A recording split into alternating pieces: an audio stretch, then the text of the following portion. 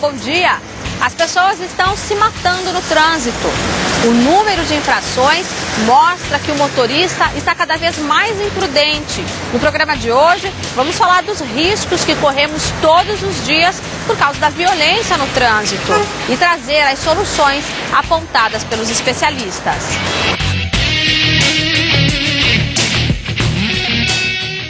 Os motoristas andam muito apressadinhos por aí pelo teu caminho? Infelizmente, sim.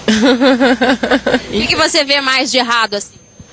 Muita gente cortando, o uso de celular ainda está bastante intenso, mas eu acho que é uma falta de conscientização, não é falta de gente fiscalizando. Fiscais somos todos um do outro, né? O que o senhor acha dos motoristas que perdem a paciência no trânsito?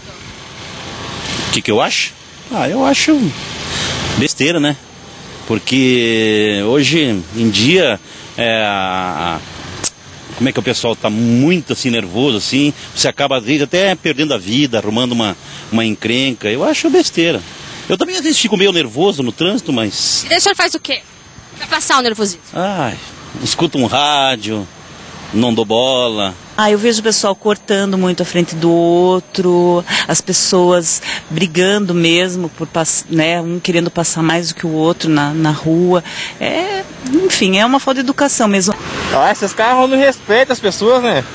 Os motoqueiros, eles não veem a gente. Conscientização de todos. Tá, isso é o principal fator para melhorar o trânsito, né? E não ter aquela ansiedade de chegar mais cedo em casa. Saiu apressado de casa? Saí. Esqueceu o cinto? Esqueci, verdade. Não tem medo não de dirigir sem o cinto de segurança? Medo tenho, mas acontece, né? Todo mundo se distrai um pouco. Vai colocar o cinto? Agora que você me lembrou. Mais seguro, né? Sim, obrigado. O pessoal fecha muito a gente, né? E também bastante palavrões, assim, no trânsito, né? E como você reage? Eu fico na minha, não adianta, né? Pior ficar nervoso e tal, né? Tem que ficar na boa.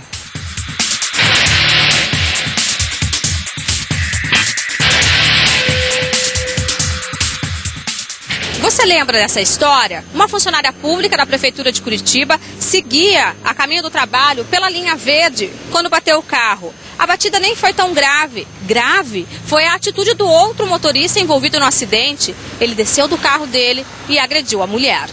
Ela fez o exame no Instituto Médico Legal comprovando a agressão. Esther de Oliveira dos Santos, de 44 anos, ficou com as marcas no corpo. Registrou a ocorrência na Polícia Rodoviária Federal e na Polícia Civil. Ele deveria ter parado, ele estava na rua paralela de acesso à BR. Ele não parou, ele invadiu, bateu no meu carro. A hora que eu parei o carro para ver o que tinha acontecido, ele desceu correndo do carro dele, me agrediu fisicamente. Ele me deu soco, empurrou, me xingou. E se não fosse o rapaz que estava com ele junto no carro dele, segurar ele, eu não sei o que ele teria feito comigo. A hora que ele viu que eu anotei a placa do carro, que eu peguei o telefone que eu ligar para a polícia e fotografar, ele entrou no carro dele e desapareceu. Que absurda essa história. Em Curitiba nós registramos um outro caso de violência no trânsito. Um motorista dirigia perigosamente pelas ruas do bairro Capão Raso. Os moradores chamaram a atenção dele e ele reagiu. Como? Atirando. Matou um adolescente de 16 anos. Gabriel Messias dos Santos, 16 anos, tinha parado de estudar para trabalhar e ajudar o pai a pagar as contas. Morreu a caminho do hospital depois de ser baleado no peito na rua onde morava, no Capão Raso. Eram 10 horas da noite, Gabriel voltava de um churrasco a pé, junto com o primo e com o pai. Depois de dobrar a esquina, já a poucos metros de casa, foi atingido por um tiro. O homem que atirou, um jovem moreno, estava no banco de trás de um carro que já vinha assustando a vizinhança desde o começo da tarde. Segundo moradores do bairro, o Fiat Uno branco com a porta do carona amassada passava em alta velocidade na rua, depois dava marcha ré e seguia apressado. Na festa onde Gabriel estava com a família e amigos, algumas pessoas tinham chamado a atenção do motorista. Com certeza, acho que seguiu daí, na hora da gente vindo embora. Daí chegando em casa, né, eles efetuaram os disparos daí. Daí que veio a atingir meu filho daí. O delegado de homicídios está investigando o caso. Disparos aleatórios, não especificamente para o Gabriel. Atiraram, acertasse em quem acertasse ali. E acabou acertando o Gabriel, que infelizmente entrou em óbito. Mais de 10 tiros praticamente foram efetuados ali. Na rua onde Gabriel morava, vizinhos e amigos não conseguem entender tamanha brutalidade. É muito triste falar assim, porque é um menino que todo mundo gostava, todo mundo aqui conhecia, nunca brigou com ninguém aqui, a gente não ficou sabendo assim, de motivo assim, para chegar e brigar com ele, porque ele era muito tranquilo. Essa tragédia poderia ter sido ainda maior. Atitudes como essa, e como daquele motorista que na linha verde agrediu uma mulher por causa de uma batida no trânsito, devem servir para a gente refletir até onde a raiva, a falta de paciência no trânsito pode nos levar. Pense nisso, lembre desses casos, quando você tiver vontade de apertar mais forte a buzina ou até arriscar um xingamento ao motorista do lado, a barbeiragem dele. A gente nunca sabe como o outro pode reagir. Você chega a perder a paciência no trânsito por alguma razão? Eu evito perder a paciência porque não adianta, não constrói. Então sempre estou tentando estar calma, tranquila, quando eu vejo que tem alguém mais apressado, dou passagem, para evitar. O que o senhor faz para ter um trânsito melhor, para colaborar com um trânsito melhor? Coopero em todos os sentidos, respeitando toda a sinalização. É simples, é só seguir a lei. Exatamente. A seguir, vamos falar do comportamento do motorista infrator no trânsito. Voltamos logo depois do intervalo. Até já.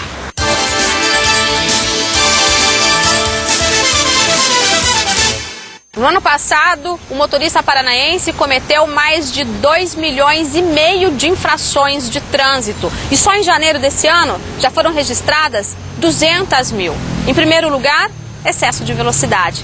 Sobre esse comportamento do motorista no trânsito, nós vamos conversar agora com a psicóloga e professora da Universidade Federal do Paraná, Alessandra Bianchi.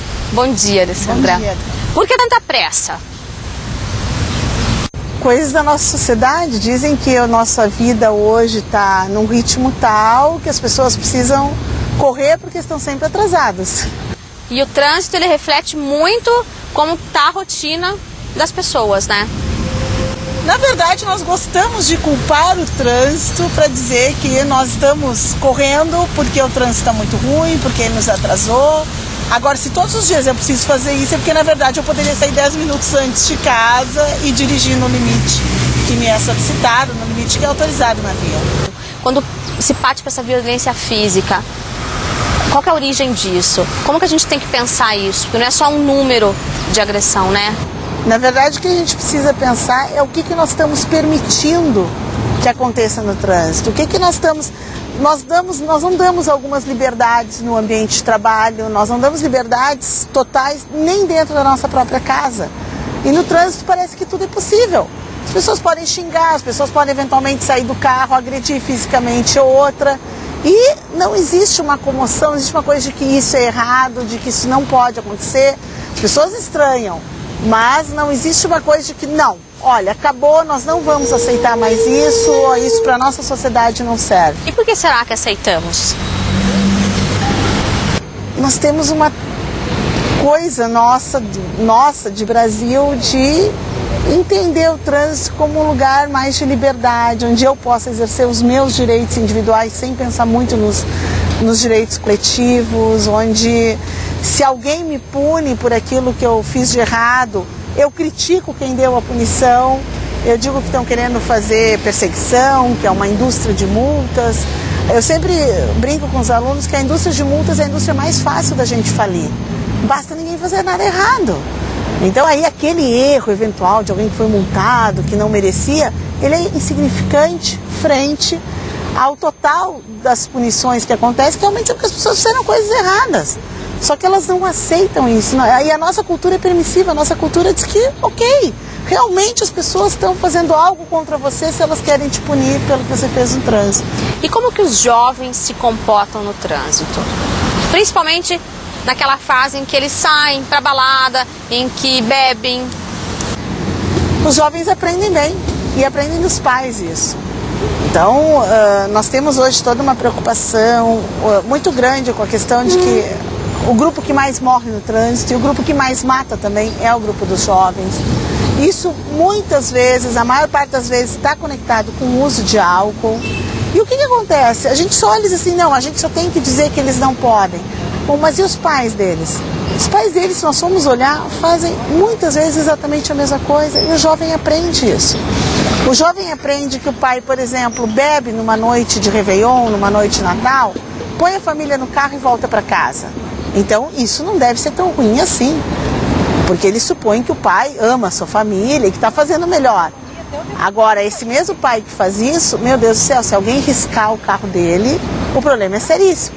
Então, quando o jovem pega o carro para ir para a balada, qual é a preocupação dele? A preocupação é que o carro do pai tem que voltar inteiro. Esse detalhe aí, o negócio é não ser pego numa blitz. Mas se eu conseguir escapar da blitz e o carro voltar inteiro para a garagem, então não tem problema nenhum. Ou seja, nós como sociedade estamos passando a mensagem de que tudo bem, de que a gente aceita. Nós temos uma lei que diz que as pessoas podem se recusar a fazer o exame de teor alcoólico.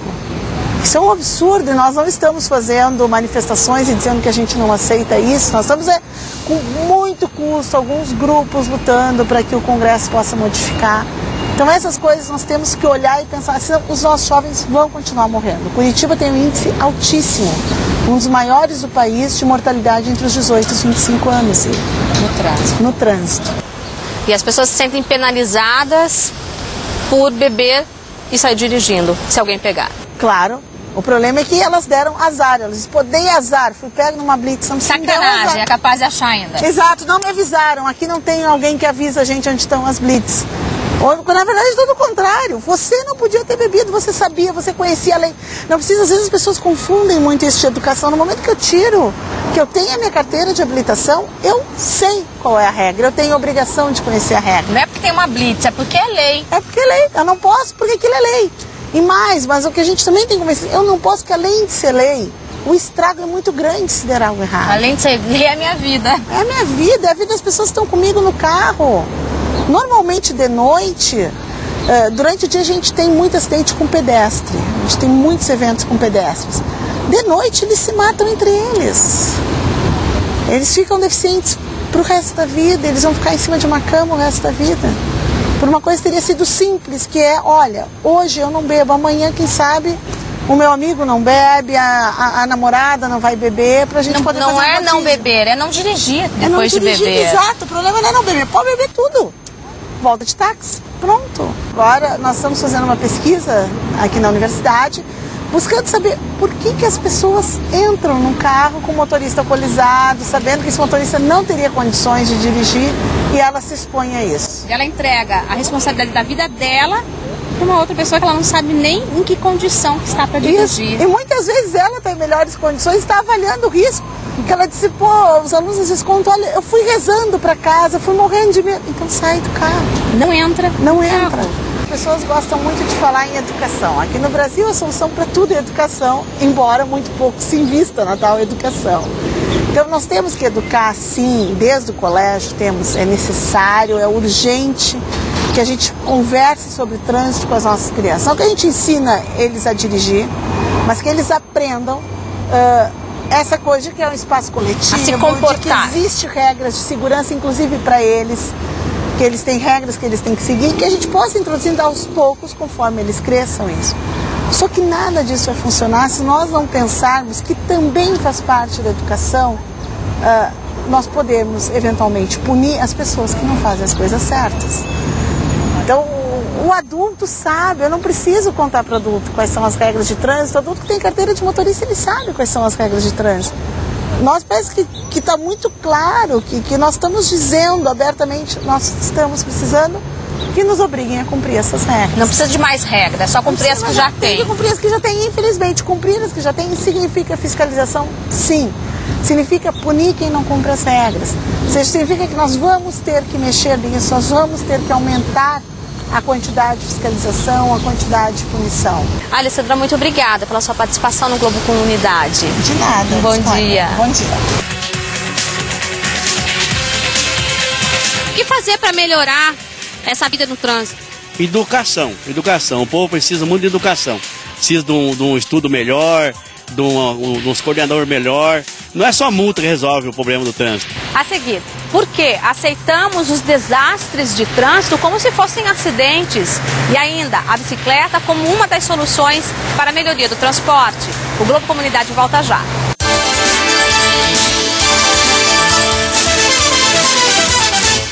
O número de acidentes no trânsito vem aumentando no Paraná. O crescimento da frota é um dos fatores. O Paraná tem quase 5,5 milhões de veículos circulando pelo estado, segundo um levantamento do Detran, até fevereiro de 2012. Nós vamos conversar agora com o Celso Mariano, que é diretor de educação da Secretaria Municipal de Trânsito. Bom dia, Celso. Na lista de causas externas de morte no mundo, o trânsito está nela, né? Bem no comecinho. É verdade, é um dos fatores mais importantes e que tem galgado posições cada vez mais acima, né, no topo dessa lista. O que é objeto de preocupação, obviamente, de toda a estrutura de saúde pública e também de toda a estrutura de trânsito, porque sendo que quando acontece um desastre no trânsito é o leito hospitalar que vai ser ocupado, é aquele médico, aquele profissional, a estrutura hospitalar, enfim, a gente está impactando em outras necessidades da área de saúde. Hoje o Brasil estaria em que classificação de mortes no trânsito? Pois é, infelizmente a nossa posição aí não é para se comemorar, mas estamos no topo da lista dos países mais violentos. Os acidentados de trânsito hoje, eles ocupam quanto das vagas dos nossos hospitais? Nós chegamos a verdadeiros absurdos, é por isso que é um problema de saúde pública. Por exemplo, hospitais que cuidam, que recebem no seu pronto atendimento os acidentados de trânsito e que também recebem quem desmaiou em casa, quem tropeçou e bateu a cabeça, uma situação de envenenamento, uma queimadura, quer dizer, qualquer outro trauma que não do trânsito, eles vão para o mesmo local. E aí alguém, por exemplo, uma senhora com parto de emergência, ela chega no pronto-socorro, talvez tenha que enfrentar uma fila porque tem lá um monte de gente que bebeu e dirigiu, que dirigiu com responsabilidade, que abusou, enfim, que se envolveu no trânsito. A taxa de ocupação por acidentados no trânsito nesses hospitais chega às vezes a 80%. Nos finais de semana, principalmente, que é quando tem essa proximidade do comportamento inadequado, como combinar álcool e direção, né, com os acidentes de trânsito. O senhor falou dessa combinação álcool e direção. Recentemente foi aprovado pela Câmara o aumento da penalidade para quem dirige após beber. Além da mudança no valor da multa, o que o senhor acha que isso, que não é pouco, né? Chega quase a dobrar, né? Vai para o Senado agora. O que o senhor acha que isso pode trazer de mudança mesmo? O brasileiro é meio individualista e sempre pensa assim, não, mas eu bebo e não dá nada, eu sei beber. Mas ele não aceita que o vizinho beba e dirija, porque ele percebe o perigo. Então, talvez os trabalhos educativos, esse é um esforço da CETRAN, mexa com a sensibilidade das pessoas para que elas percebam que, não, mas espera aí, eu também constituo perigo quando eu excedo o limite de velocidade, até mesmo quando eu faço uma manobra irregular, uma coisa relativamente simples como estacionar numa vaga que não está liberada para tal. Eu estou criando situações inadequadas que levam a situações de risco. E o álcool, com certeza, é a pior delas. Eu acredito, e tem um pouco de esperança aí, né, mas eu acredito que o Brasil vai chegar a uma legislação mais consistente e nós vamos, a par e passo, conseguir fazer com que não só quem está operando o trânsito, os órgãos de trânsito, mas a população de uma forma geral, especialmente onde ela está organizada, como no terceiro setor, nas ONGs, mas nos clubes de serviço. Imagine que utilidade teria, por exemplo, uma igreja, um clube de amigos, sei lá, a torcida organizada de um determinado time de futebol, se eles adotassem isso. Porque, afinal de contas, nós estamos falando de qualidade de vida de todo mundo. Segurança. É plenamente defensável. Essa relação que a gente tem com o trânsito quando acontece uma batida, que a gente chama de acidente. Deveria chamar de desastre. Será que não está aí um pouquinho? Com certeza. Porque acidente é aquilo que parece que não tem um culpado, né? Acidente é por conceito inevitável. E o que a gente vê no trânsito não é acidente, não, é imprudência, é muito desastre mesmo, né? Exatamente. A gente tem que começar a mudar o conceito, talvez, do que a gente está vendo no trânsito e não aceitar mais isso. Mas veja do que nós estamos falando, Adriana. E provavelmente o telespectador, acompanhando esse raciocínio, ele vai concordar conosco. Nós queremos viver em segurança, queremos usufruir das coisas boas que a vida nos proporciona. Mas, por exemplo, viver em sociedade, e nós somos bichos sociais, nós não sabemos viver de outra forma, tanto que o êxodo rural é uma realidade em todos os países. As pessoas saem do campo e vão se amontoar nas cidades. Mas nós não queremos admitir os problemas que estão ali, não temos muita disposição. Nós temos fundamentalmente, especialmente no Brasil, uma mentalidade, ou seja, uma cultura que dissocia responsabilidades. No trânsito nós somos assim. Nós queremos uma punição rigorosa para o outro. Para nós queremos a benesse, de preferência que o agente não nos veja, que o radar não esteja funcionando, que nós só vamos melhorar de fato a questão da violência no trânsito e até da funcionalidade, o trânsito que não anda, que causa estresse, que também é um problema de saúde, quando nós conseguirmos mexer na cultura das pessoas, do brasileiro. E nós não podemos mais aceitar os desastres no trânsito. Exatamente. E principalmente as mortes no trânsito como acidente. Muita gente pergunta assim, vem nos perguntar, eu como especialista sou muito requerido para falar sobre isso, afinal, quantos morrem no Brasil? Eu digo, olha, qualquer coisa entre 40 e 50 mil brasileiros por ano, que é um absurdo. Mas, nossa, mas que horrível. Claro que é horrível, mas espera aí, e se nós melhorássemos muito? E se fosse só 5 mil mortos no ano? Se fossem só 50, veja... Seria horrível para a família desses 50 pode ser a minha filha, pode ser uma pessoa das tuas relações, quer dizer, é desumano de qualquer forma. Nenhum número é admissível. Nós tínhamos que ter isso por princípio. Nós queremos o direito a uma vida saudável. Existe forma mais rápida de perder a saúde do que no acidente de trânsito? Às vezes se perde 100% da saúde. Morrem 50 mil por ano. Sem contar os sequelados, que é um exército. Estima-se em 500 mil de pessoas que ficam feridas no trânsito brasileiro todos os anos. Voltando àquela linha de raciocínio que você propôs antes, se nós considerarmos que isso não é acidente, que isso é desastre, há de dar um mal-estar em todos, como dá em mim, de pensar que tudo isso podia ser evitado. Por exemplo, se eu vou fazer uma viagem de Curitiba a Ponta Grossa num carro ultramoderno, com 6 airbags, com controle eletrônico de tração, com um ABS e tudo mais, eu faço, em tese, uma viagem segura. Mas se eu dirigir a 250 km por hora, eu ultrapasso o limite de segurança da via e do próprio carro. Agora, se eu tiver que fazer essa mesma viagem num Chevetinho 78... que mal está andando, e eu precisar fazer a viagem, digo para você, é possível fazê-la com segurança, com o mínimo de segurança. É claro que com uma adequação do meu comportamento, porque eu estou numa condição adversa.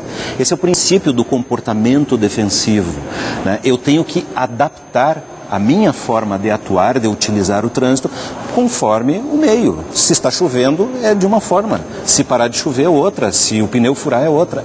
Eu posso ter a via mais bem estruturada do planeta. Sim, limpinha, dá até para servir comida e fazer uma refeição no asfalto, de tão limpinho, organizado, bonito, moderno. Asfalto, sinalização, está tudo 100%.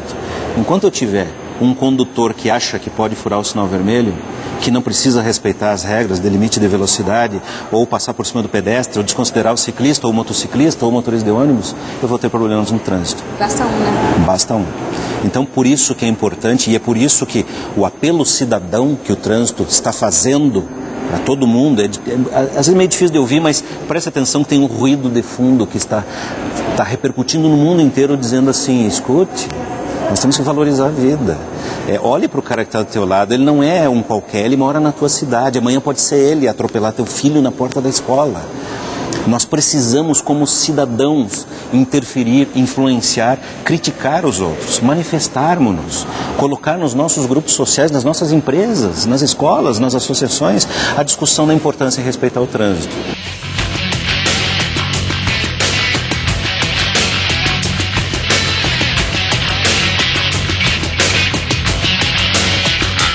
O modelo focado no automóvel, no transporte individual, está esgotado. Se a gente pegar Curitiba, que é uma cidade, é uma metrópole média, comparada com São Paulo, você já tem problemas de congestionamento durante todo o dia.